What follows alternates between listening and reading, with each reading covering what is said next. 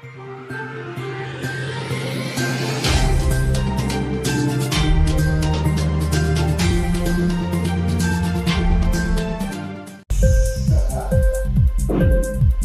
TV prime time news కి స్వాగతం.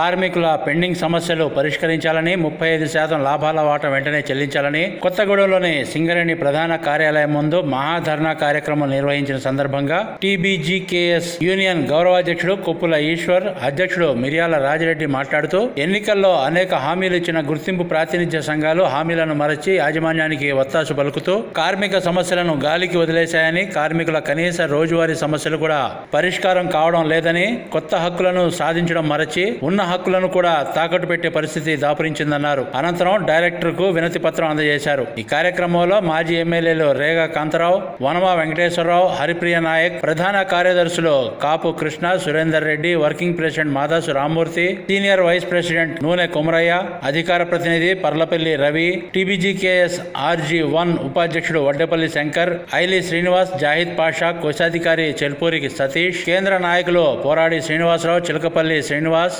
ముదంపల్లి రాజేశం, దూట శేషగిరి, బొడ్డు Ramesh, Kondra Anjaiah, Janagama Mallesh, Vasarla Joseph, Rodda Sampath, ఉప్పులెడి Tirupati, Laxman, గుండు శ్రవణ్, ఉప్పాల రవీందర్, అంబటి శ్రీనివాస్, మీస రాజు, అఫ్సర్ బాషా, రెహమాన్, సత్యనారాయణ, వెంకటస్వామి, సురేష్, శ్రావణ్, భాస్కర్, టిపు సుల్తాన్, మజర్, RG1 టీబీజీకేఎస్ శ్రేణులు పాల్గొన్నారు.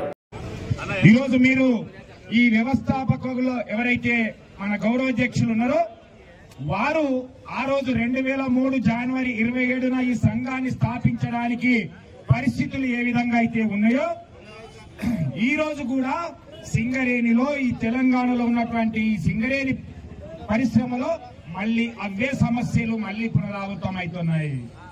సింగరేణి కార్మికులకు ఉద్యోగాలు లేవు, మెడికల్ బోర్డులు లేవు, ఈరోజు ఇన్వాలిడేషన్లు లేదు. మార్చి 21 అయినటువంటి మెడికల్ బోర్డు ఇప్పటి వరకు కూడా జరగలేదు. అంటే 5 నెలలు అయినప్పటికి కూడా మెడికల్ బోర్డు పెట్టలేదు.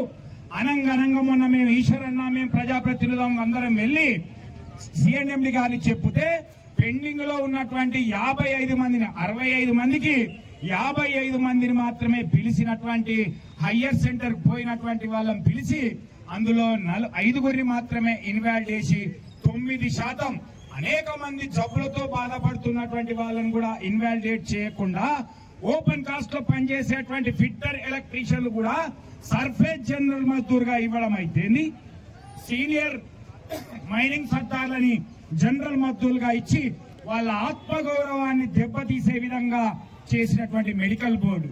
అంటే దీన్ని బట్టి అర్థమవుతుంది కేసీఆర్ గారు ఏదైతే 15,000 మందికి మహిళలతో సహా పెళ్లి అయినటువంటి వాళ్ళు, పెళ్లి కానటువంటి వాళ్ళు, వితంతువులు, విడాకులు తీసుకున్నటువంటి వాళ్ళు, ఒంటరి మహిళలతో పాటుగా 17,000 మందికి ఉద్యోగాలు ఇస్తే ఈరోజు జరుగుతున్నటువంటి పరిస్థితి ఏంటో మీరు చూస్తా ఉన్నారు.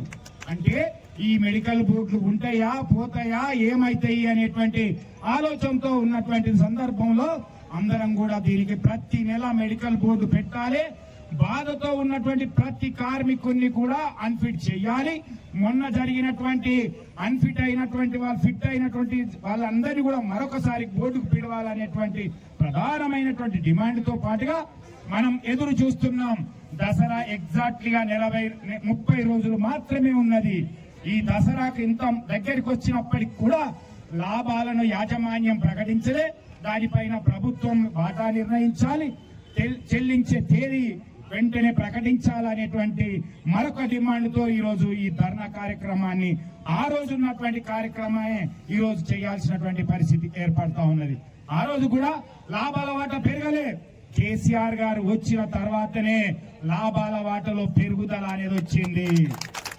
మొన్న మీద పెరిగినట్టుగా చేసిండు, కానీ సగానికి సగం 16.9% ఇచ్చి మిగతాదంతా కూడా 33% కాదు, అలా సగం శాతమే చెల్లించినటువంటి దాంట్లో ఈరోజు వాస్తవ లాభాలను ప్రకటించాలి, వాస్తవ లాభాలను చెల్లించాలి, 35% లాభాలను చెల్లించాలి, అది వెంటనే చెల్లించాలి, దసరాకు 10 రోజుల ముందు చెల్లించాలి అనేటువంటి డిమాండ్ తో ఈరోజు ముందుకెళ్తా ఉన్నాం. ఇకపోతే వేలం పాటతో సంబంధం లేకుండా సింగరేణికి బొగ్గు బాగులు లేవా? కేటాయించాలి అనేటువంటి. ఓకే, వేలంలో వేస్తే లాభం జరుగుతుంది, రాయల్టీ తక్కువ చెల్లించాల్సి వస్తుంది చెప్తున్నటువంటి వాళ్ళకి ఓకే. ఈ రోజు తెలంగాణలో ఉన్నటువంటి గోదావరి నది పరివాహక ప్రాంతంలో ఉన్నటువంటి బొగ్గు బ్లాకులన్నీ మనకు కేటాయించినట్లయితే, ఒక్కొక్కటి ప్రైవేట్ వారికి పోయినట్లయితే మనకు ఉన్నటువంటి 35-38 బాయిలల్లా మూసుకపోతా ఉంటే, కొత్త బాయిలు వచ్చినట్లయితే మరి మన సంఖ్య తగ్గి వాళ్ళ సంఖ్య పెరిగినట్లయితే ఇది సింగరేణిగా ఉంటుందా, ప్రైవేట్ గా పాడుతుందా అనేటువంటిది ఆలోచించాల్సినటువంటి అవసరం ఉంది. అందుకే ఈ యొక్క బొగ్గు బ్లాకులు వెంటనే మనకు ప్రకటించాలి అనేటువంటిది, వేలం లేకుండా ఇవ్వాలి అనేటువంటిది ఒకటి. అందుకే సమయం అవుతున్నటువంటి సందర్భంలో మన గౌరవ అధ్యక్షులు మాట్లాడినటువంటి అవసరం ఉన్నది. కాబట్టి పోలీసు మిత్రులకి ఒకటే, త్వరలోనే ఈనాడు యొక్క ధర్నా కార్యక్రమాన్ని చేపట్టడానికి ప్రధానమైనటువంటి కారణం, ఏదైతే గతంలో సింగరేణి కార్మికుల సంఘం యొక్క ఎన్నికలలో అనేక వాగ్దానాలు చెప్పి, మాయ మాటలు చెప్పి అధికారంలోకి వచ్చి అనేకమైనటువంటి హామీలు ఇచ్చి ఇలా కార్మికులను గాలికి వదిలేసి మరి వాళ్ళు ఇచ్చిన హామీలను అమలు చేయడం కోసం ఏమాత్రం ప్రయత్నం చేయకుండా ఇలా కార్మిక వర్గాన్ని వంచినటువంటి, మోసం చేసినటువంటి విషయాన్ని మరొకసారి ఈ యొక్క యాజమాన్యం దృష్టికి తీసుకురావడం కోసం తెలంగాణ బొగ్గు గని కార్మిక సంఘం ఒక బాధ్యతాయుతమైనటువంటి సంఘంగా తెలంగాణ రాష్ట్రాన్ని సాధించడంలో ఈ యొక్క సింగరేణి సంస్థ యొక్క భవిష్యత్తు కూడా ఆనాడు ఆలోచించినటువంటి సంఘంగా, ఎవరైతే ఈ సంఘానికి ఆ రోజు అంకురార్పణ జరిపినటువంటి మన అధినాయకులు కేసీఆర్ గారి నాయకత్వంలో తెలంగాణ రాష్ట్ర ఉద్యమంలో సింగరేణి కార్మిక శక్తి, సింగరేణి కార్మిక లోకమంతా కూడా ఏకతాటిపైకి వచ్చి ఆ రోజు తెలంగాణ ఉద్యమానికి మద్దతు పలికినటువంటి విషయాన్ని గుర్తుంచుకొని సింగరేణి సంస్థని ఎట్టి పరిస్థితుల్లో కాపాడాలని, ఈ సింగరేణి సంస్థను అభివృద్ధి చెందాలని, దీన్ని ఇంకింత ముందుకు తీసుకుపోవాలని అనేక విధాలుగా ప్రణాళికబద్దంగా ఈ యొక్క సంస్థ మనుగడ కోసం, సంస్థ యొక్క లాభాల కోసం అనేక చర్యలు తీసుకోవడం జరిగింది. అంతేకాకుండా అడిగినా అడగకపోయినా మరి కార్మికుల యొక్క సమస్యలు, అనేక సంవత్సరాల నుంచి పెండింగ్ లో ఉన్నటువంటి సమస్యలను పరిష్కరించడంలో వారే స్వయంగా కార్మికుల దగ్గరికి వచ్చి రామకృష్ణాపూర్ లో, శ్రీరాంపూర్ లో స్వయంగా ఒక సమావేశాన్ని ఏర్పాటు చేసి వేలాది మంది కార్మికుల సమక్షంలో వారి యొక్క సమస్యలకు పరిష్కారం చూపించినటువంటి నాయకుడు మన కేసీఆర్ గారు.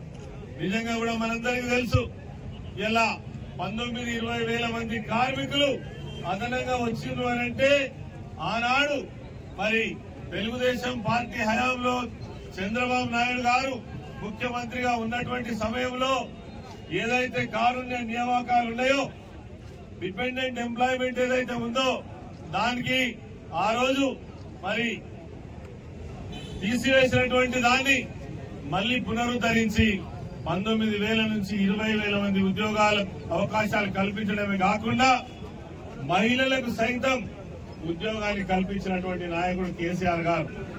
అదేవిధంగా అడిగినా అడగకుండా, మాకు తెలిసి నేను స్వయంగా సింగరేణి కార్మికులుగా పనిచేసిన, స్ట్రైకులు చేయకుండా, ధర్నాలు చేయకుండా, నిరసనలు చెప్పకుండా ఆనాడు ఒక్క సమస్య కూడా పరిష్కారమైనటువంటి దాఖలాలు లేవు. ముఖ్యమంత్రి అపాయింట్మెంట్ కావాలంటే నాయకులందరూ పోయి హైదరాబాద్ లో లాడ్జింగ్లలో ఉండి వారాల తడబడి వెయిట్ చేస్తే గాని ఒక్క సమస్యకు పరిష్కారం దొరికేది కాదు. కానీ అడగకుండానే 16% నుంచి 32% వాటా, లాభాల వాటా అందించినటువంటి నాయకుడు కేసీఆర్ గారు. అదేవిధంగా సింగరేణి సంస్థలో పనిచేస్తున్నటువంటి కార్మికులు ఆనాడు తెలంగాణ ఉద్యమంలో పాల్గొన్నారని ఒక సపరేట్ ప్రత్యేకమైనటువంటి తెలంగాణ ఉద్యమ ఇంక్రిమెంట్ సింగరేణి కార్మికులకు అందించినటువంటి నాయకుడు కేసీఆర్ గారు. అదేవిధంగా వాళ్ళ యొక్క సర్వీస్ లో ఇంకొక సంవత్సరం మరి సర్వీసులు పెంచినటువంటి వాడు కేసీఆర్ గారు.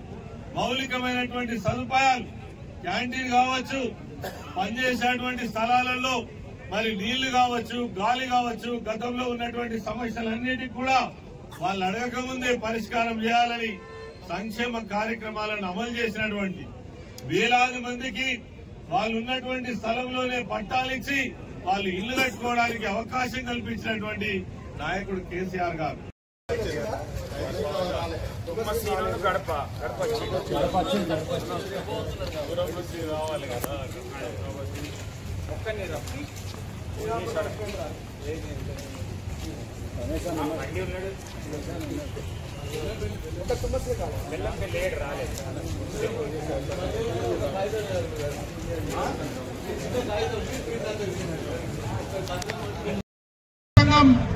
ఇవాళ గుర్తింపు ప్రాతినిధ్య సంఘాలు విఫలమైన చోట రాష్ట్ర ప్రభుత్వం కార్మిక సంక్షేమాన్ని సింగరేణి భవిష్యత్తు మంచి నిలబడిన చోట మరి ఈ పరిశ్రమ బతుకుతానే తెలంగాణ ప్రజల ఇవాళ సింగరేణి పరిశ్రమ.